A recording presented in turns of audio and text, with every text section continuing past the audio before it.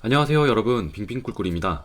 여러분들은 이제 S&P 500 지수와 S&P 500 지수를 추종하는 SPY, IVV 같은 ETF들은 어느 정도 익숙하시죠? 이 ETF들은 시장 전체를 보유함으로써 리스크를 최소화하고 결과적으로 수익률도 극대화시킬 수 있다는 특징이 있는데요.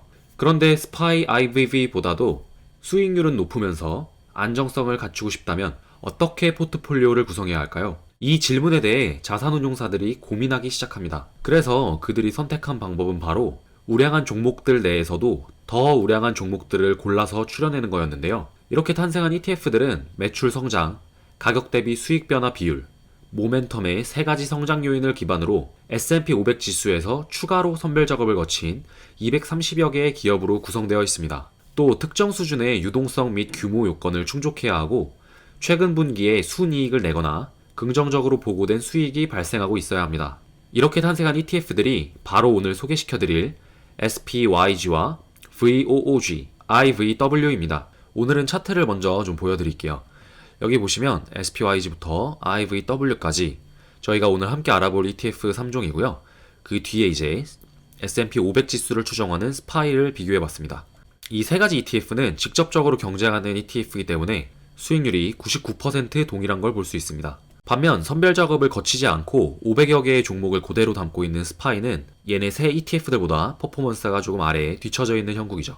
제가 이전에 올려드린 고배당 ETF 비교 영상에서 이 SPHD와 SPYD 같은 경우에는 SPYD가 앞서가는 경우도 있었고 여기 보시는 것처럼 SPHD가 앞서가는 경우도 있었는데 지금 이 차트를 보시면 2017년 상반기를 기점으로 해서 SPY는 이 세 가지 ETF를 앞선 적이 단 한 번도 없습니다. 심지어 차이가 점점 더 벌어지고 있는 형국이죠. 자, 그러면 표로 가서 오늘의 주인공 세 가지 ETF를 비교해 보겠습니다.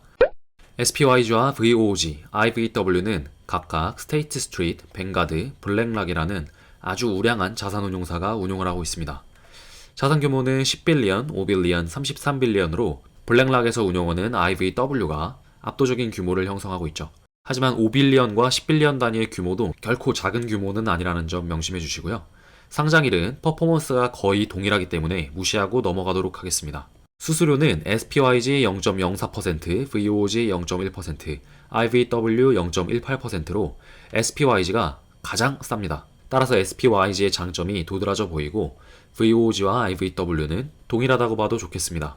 배당률은 0.85%, 0.84%, 0.78%로 배당률이 작을 뿐만 아니라 거의 유사하기 때문에 신경 쓰지 않으셔도 될 것 같습니다. 배당금 지급 주기는 세 ETF 모두 분기 지급이고요. 보유 종목 수 역시 99% 동일한 비중을 보여주고 있습니다. 현재 주가는 SPYG가 57.69불로 가장 들어가기에 부담 없는 가격대를 형성하고 있으며 뱅가드 ETF들의 특징 중 하나가 이렇게 주당 가격이 비싸다는 점인데 여기서도 역시나 세 가지 ETF 중에 가장 비싼 가격대를 형성하고 있습니다. IVW는 방금 살펴봤던 두 ETF들의 중간 수준인 66.56불로 가격을 형성하고 있습니다. 자, 사실 이 세 가지 ETF들을 놓고 보면 제 취향상 정확하게 한 가지 ETF만 눈에 들어오는데요.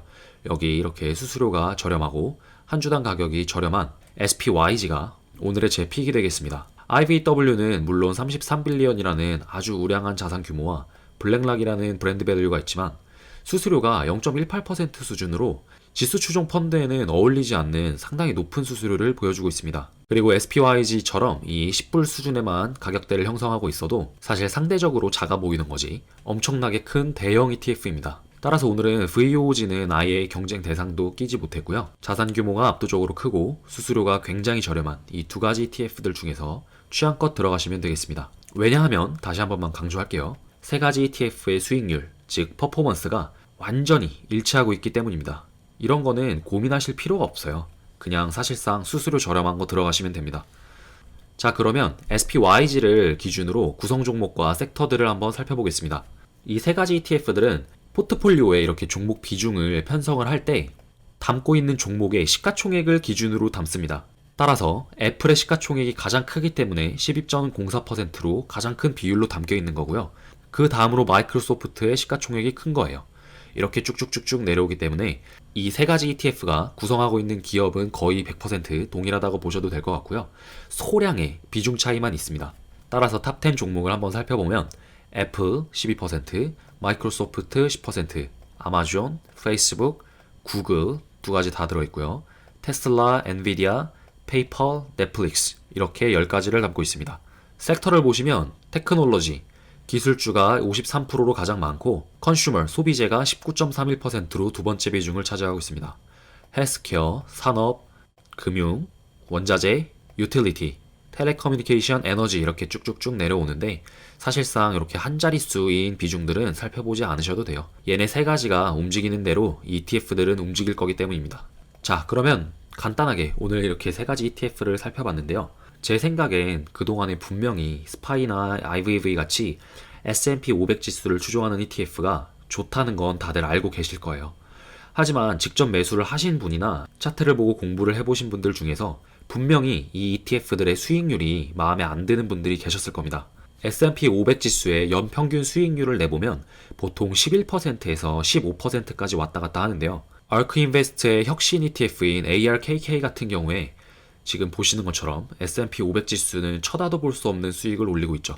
하지만 이런 액티브 펀드의 변동성 또한 무시할 수 없는 분들이 계실 테고 이런 욕심쟁이 투자자분들을 위한 아주 좋은 선택이 이 SPYG가 아닐까 생각해 봅니다. 자, 그러면 제가 오늘 준비한 영상은 여기까지입니다. 여러분들의 생각은 어떠신지 댓글에 함께 공유해 주세요. 그러면 저는 다음번에 더 재밌고 알찬 재테크 영상으로 찾아뵙겠습니다. 오늘도 끝까지 시청해 주셔서 정말 감사합니다. 다음 영상에서 뵐게요. 안녕.